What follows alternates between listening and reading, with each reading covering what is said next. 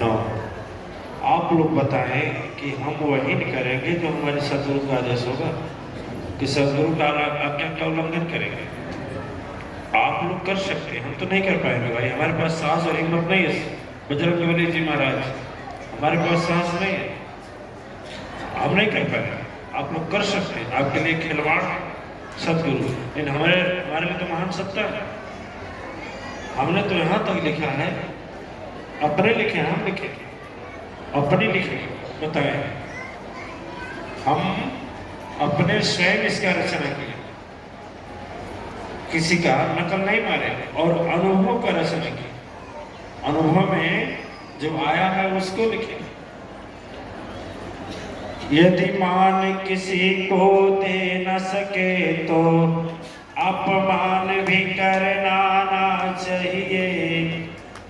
फूल नहीं बन सकते हो तो कांटा भी बनना ना चाहिए।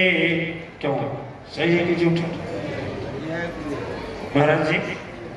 फूल नहीं बन सकते हो तो कांटा भी बनना ना चाहिए। यदि सम्मान नहीं कर सकते हो तो अपमान भी करना ना चाहिए। यह संस्कार और शिष्टाचार सिखाता है, और जो संस्कार शिष्टाचार को लांघ जाए तो उसे क्या कहेंगे? राक्षस कहेंगे कि देवता कहेंगे? देखिए, यदि सदगुरु के तो रहने पे कभी अभिमान को मन में लाना ना चाहिए। नीचे की कहानी, नीचे की लाइन बाद में बोलेंगे, पहले बात बताते हैं। एक बार की बात हुई कि हम लोग अपने गुरु जी के पास थे। महाराज जी, बजरंगबली मिश्रा जी महाराज नई बात बता रहे हैं, आज तक बताया ना हो। पतम दृष्टि नहीं है, कहा कोई गड़बड़ है, इसे लोग समझ गए ना जी। हम तीन गुरु भाई थे, एक प्रजापति स्वामी जी महाराज, एक पुरंदर जी महाराज, जो आपके सामने खड़े हैं। दो लोग तो शरीर छोड़ चुके हैं, हम ही बचे हैं। देखिए कब क्या होता है। ओ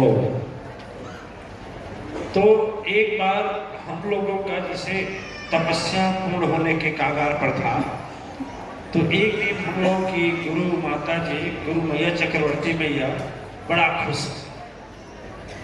खुश हुई और प्रसन्न होकर के बोले कि बोलो क्या वरदान चाहिए। क्या बोले?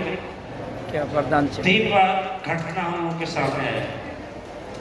हमारे गुरु जी बोले बोलो क्या वरदान चाहिए, तो हम लोगों के मन में चाहे गलती समझिए चाहे सही समझिए, जो भी बुद्धि रहेगा वही सब मांगेगा। तो बोलिए कि वरदान मिलेगा। 3 बार में 3 वरदान, लेकिन अब की बारी 1 और 2 बार में। तो हम लोग कहे कि हे माँ, हम लोगों को आदि शक्ति मैया का दर्शन करा दीजिए। क्या बोले? आदि शक्ति मैया का दर्शन करा दीजिए। तो माँ बोले कि सोच कर बता रहे हो? हम लोग बोले हाँ हाँ, बाद में नहीं कुछ कहोगे? नहीं, दर्शन चाहिए ना? हाँ हाँ, ठीक है। कहे देखो अभी वह पाठ पढ़ाना बाकी रह गया है। ध्यान देखिए, हमारे गुरु जी हमसे कहे कि देखो वह पाठ पढ़ाना बाकी रह गया है, एक काम करो कि तुम सीधे जाओ हिमालय की गुफा। हिमालय की गुफा में एक बहुत बड़े तपस्वी रहते हैं, जिनकी उम्र 500 वर्ष हो चुकी है, आज भी वह जीवित है।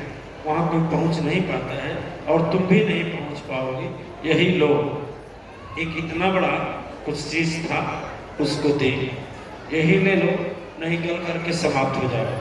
क्योंकि तुम लोगों के पास इतना शक्ति नहीं है कि इतना भयंकर हिमपात को बर्दाश्त कर सको। गुरु जानता है ना सब कुछ। गुरु वैसे थोड़े भेजने का रण में जाओ, कुछ देकर भेजेगा, शक्ति सामर्थ्य देकर तो भेजेगा ना। अब हम लोग लेकर चलते, एक तरह से बालापन था, कौतूहल था, या आप लोगों से बताने का अवसर हमें आज तक आया ही नहीं कि बताएं। आज आया है तो बता रहे। हमारे साथ से आप लोग 20 बरस से हैं, लेकिन हम नहीं बता पाए, लेकिन आज समय आया तो बता रहे हैं। तो जब हम लोग वहाँ तीनों लोग गए तो ठीक कोई बात नहीं, आसानी से तो चले गए। उस चीज़ को रखकर जड़ी रही हो, जड़ी बूटी रही हो या कुछ भी रहा हो, उससे मतलब नहीं था। बाद में खोला गया तो उसमें से भस्म की तरह निकला। इतना शक्ति प्रभावित हुआ कि प्राकृतिक का काम है भयंकर ठंडक देना बर्फ में, है ना, बर्फ में ठंडक भयंकर देना। और हम लोग भयंकर ठंडक में जब प्रवेश किए तो जब वहाँ से लौट कर आए ना तो हाथ में तो पकड़ कर गए थे, लेकिन वहाँ तक तो वह चीज गया तो कठोर लगता था, कठोर समझ रहे हैं ना, खड़ा लगता था। लेकिन जब रिटर्न होकर आए और हिमपात एरिया समाप्त हो गया, खोले तो तब तक वह भस्म हो चुका था। भस्म मतलब राख बन चुका था। तो हम लोग आज सोचते हैं, हम सोचते हैं कि सारा हम लोगों को जो हिमपात लगना था वह माँ की कृपा और आशीर्वाद अपने ऊपर ले लिया और हम लोग सुरक्षित चले गए। देखिए दिव्य आत्माएं वहाँ जाने के बाद में ऐसी जगह थी कि महाराज जी के शरीर में केवल हड्डी थी, बाल एक भी सफेद नहीं था, सांस चल रहा था। और जब जाकर हम लोग प्रणाम किए तीनों लोग, क्या कर रहे हैं बैठा करके, फोन पर बात करवा रहे, उतर जाएगा क्या इमरजेंसी फोन आ गया। बोले कि एक कदम चुक गए तो फिर महाराज जी मिलेंगे नहीं। 100 वर्ष तक जनता के बीच में रहे और 100 वर्ष के बाद अपने आप को घोषित कर दिए कि हम मर गए और ज्ञानी पुरुष हैं। इसलिए इस विधि से जाओगे और इस विधि से प्रणाम करोगे तभी उनका ध्यान टूट पाएगा, नहीं तो टूट नहीं पाएगा और तुम लोग साक्षात्कार नहीं कर पाओगे। दिमाग में आता रहे। अच्छा, बहुत ऋषि करते हैं ऐसे, बहुत ऋषि करते हैं। एक घटना हमारे दिमाग में, सहजानंद जी आए, खड़े हो जाते। सहजानंद जी के घर से करीब 8-10 किलोमीटर पर गुलाब सिंह का कितना दूर पर होगा, जोगेश्वर जी महाराज 7। आप गए दर्शन जी गए? हाँ, श्रृंगी भी गए। तू कहीं चल चला तो वहाँ मातेश्वरी नगर आप गए थे ना, महाराज जी के सहजानंद क्या नहीं गए थे? वो नहीं गुलाब सिंह, वो दूसरा वही गुलाब सिंह के गए। गुलाब सिंह के यहाँ करीब 500 मीटर के दूर पर एक बहुत बड़ी पहाड़ी है। उस पहाड़ी पर एक बाबा जी रहते थे। वह बाबा जी नीचे जब उतरते थे, घूमकर मांग कर खाते थे, फिर सबसे ऊपर एक गुफा बनाए थे, उसी में चले जाते थे। एक बार वहां गए और जाने के बाद में फिर उसमें घुसे निकले, लेकिन बोले कि खबरदार जो पत्थर हटा दिया हमारा तो उसका नाश हो जाएगा। समझ रहे बात?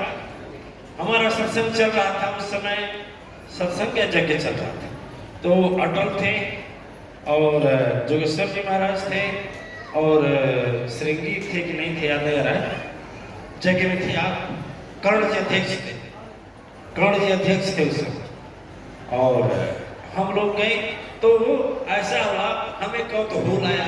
हमने कहा कि कौन बोले कि महात्मा जी के बाद नाश हो जाएगा, इसके पीछे में कुछ कारण है, ठीक है। तो पूरी वहाँ की जनता कांप गई, कोई वहाँ से पत्थर नहीं हटाता था गुफा का, और भयभीत रहते थे। इसलिए भयभीत रहते थे कि अंदर महाराज जी प्रेत आत्मा होंगे और जो पत्थर हटाएगा उसका नाश नहीं, सर्वनाश हो जाएगा। मारे डर से कोई भय से जाता नहीं था। वो लोग सोचे कि उसी में आकर के मर गए। अब पहाड़ी पर ऊंचा है, देखिए आप शाहजहां जी देखिए उसे, आप देखिए वो क्या जगह, पहाड़ी का क्या नाम है? अच्छा, गुलाब सिंह बता रहे हैं। वो 4 या 5 मंजिला ऐसा लोग मानते हैं ऊंचा, 50 या 60-70 फीट ऊंचे है। जाते जाते हाफ जाते हैं 300 फीट ऊंची है। 300 फीट का मतलब 30 मंजिला, 30 में 300 क्यों? 1 महाराज जी 30 तल्ला हुआ ना, 30 तल्ला सोच लेना। हम गए, जब वहां पहुंचे तो हम ध्यान में बैठ गए।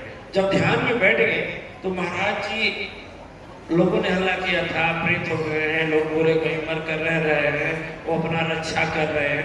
हम जब देखे तो कहीं कुछ नहीं था, और पहाड़ उठाए, और कृपानंद बिक्की थे, गुलाब सिंह थे, और ये सब तो भाग चले कि क्या पता गुरु जी कुछ हो जाए तो।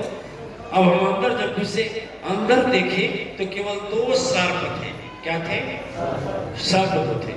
और 2 सर्प जब देखे तो चुपचाप ऐसी अवस्था में बैठ गए, एक इधर एक इधर, कुछ हमें नहीं बोले। तो जब हम नहीं बोले थे क्या उनको प्रहार करो, मैं आभास किया कि वो महाराज जी मात जो यहाँ वहां से संपत्ति मांग कर लाए थे उसी को ढक कर रखे थे, और वह संपत्ति कोई ले न ले, इसलिए वहां सर्प बन करके बैठे थे।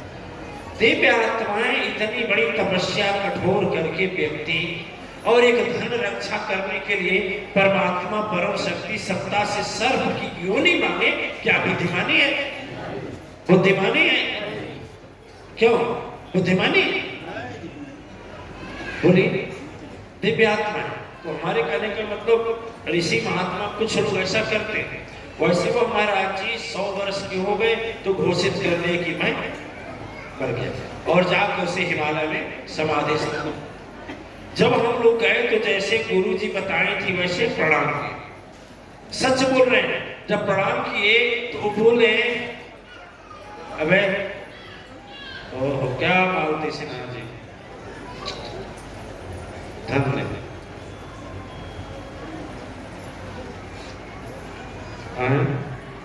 हम चले जा रहे हैं, आप लोग बोले तो प्रणाम जैसे गुरु जी बताए थे कि उस मंत्र का जाप के ध्यान नहीं टूटा, तो पुरंदर जी महाराज बुद्धिमान बहुत तेज थे।